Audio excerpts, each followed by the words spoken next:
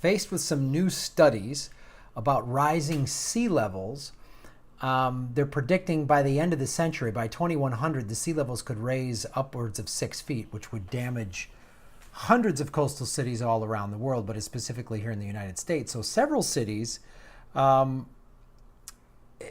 in Marin, San Mateo, and Imperial Beach, in those, the city of Imperial Beach and the counties of Marin and San Mateo last week filed potentially groundbreaking lawsuits to push large oil and coal companies to foot the bill. That is interesting because this article, it's from the LA Times, I'll put the link below. It shows you the projected coastline versus what the coastline is today.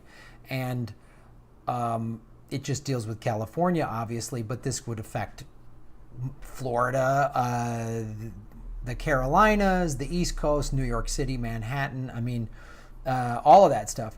So the lawsuit is interesting because, all right, the oil companies they spend all this money on climate change denying research and everything. Fucking sue them, man. Play their game. I mean, it's one way to get them to wake up. A city, a municipality needs to say, you're going to foot the bill. Greenhouse gases have melted the polar ice caps, and as a result of your product, so you are held liable. I think it's great. I think it's great, and I hope that it's good to see a mainstream paper like the LA Times talking about this. Let's see if the television networks, if CNN and MSNBC talk about this. I don't know, because the oil companies buy a lot of airtime on those networks, so I don't see them doing much. But here's some statistics here that are pretty sobering. According to a new report by the Union of Concerned Scientists, the number of U.S. communities that would flood more than twice a month could double by 170 by the year 2035 if sea levels increase by 4 to 6 feet by the end of this century. People need to know how much time they have and be adjusting their portfolio of options accordingly, said Christina Dahl at the Scientific Union, who co-wrote the report. In communities where they may only have 20 years before this type of flooding sets in, they need to be thinking in bold new ways. So, this is serious stuff. This is why the climate change denying lunatics that are currently in the White House, every single one of Trump's cabinet is a climate change denier, and it's all because they've got money in big oil.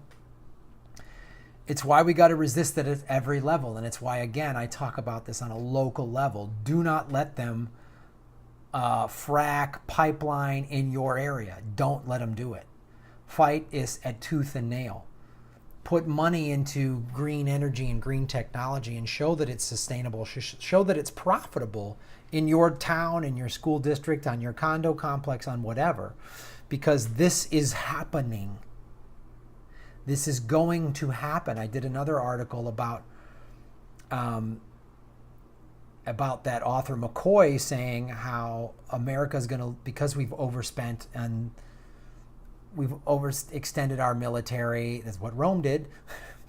And we won't have the money for it. How are we going to have the money if we're spending 55-60% of our budget on the military and denying climate change? How are we going to fight these serious things? If a city like San Francisco, or Houston or somewhere, or Miami is has 2-3 feet of water, what you could, it takes a lot of money to build locks and that sort of thing. So it's pretty preposterous that climate change denial still, people still, it's cyclical. No, it's not cyclical. But here's some good news. A report in April from professors at UC San Diego's Scripps Institution of Oceanography and UC Santa Cruz found that after mid-century, sea level rise is increasingly dependent on efforts to curb greenhouse gases. If the fight against climate change proves extremely successful, which it could be, but America needs to lead the way, just like China spent $111 billion in 2015, become the number one producer of wind turbines and solar panels, America could be employing the entire country in this space race type innovation quest.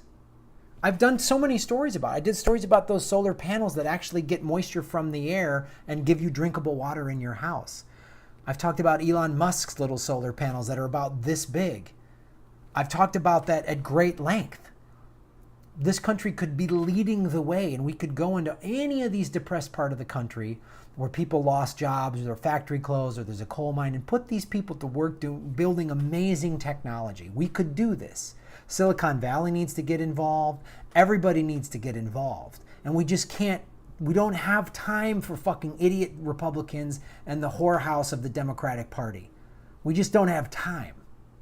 So it's, again, why we just have to keep, and if neoliberals don't want to get on board, then move aside.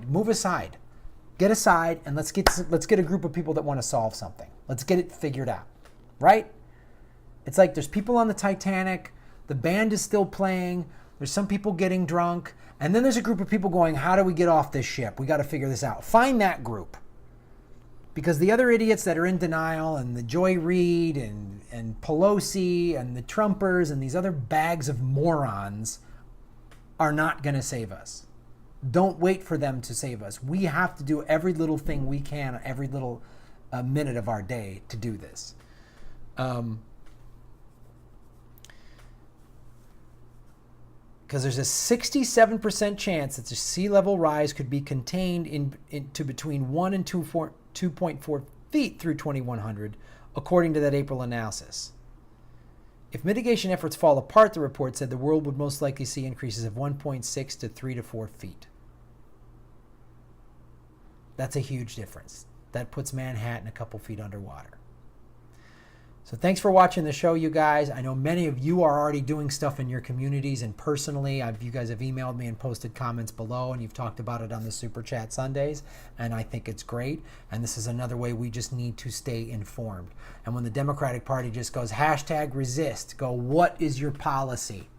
I don't want to hear their bullshit of, oh, you know, it's pie in the sky. No, come bold, come big, come Green New Deal. Make it happen, instead of Joy Reid calling Jill Stein a Kremlin puppet on Twitter. Right? I'm not saying Jill Stein is perfect, but she is pushing the Green New Deal. Really, it's so funny that the little Green Party gets blamed by the big Democrats as the problem. It's so fucking stupid. The Democratic Party is so goddamn stupid. It's so stupid. Had Al Gore ran a better campaign in 2000, will we even be here? Maybe we'd be talking about how everything got turned around. So, thanks for watching the show. Like and subscribe.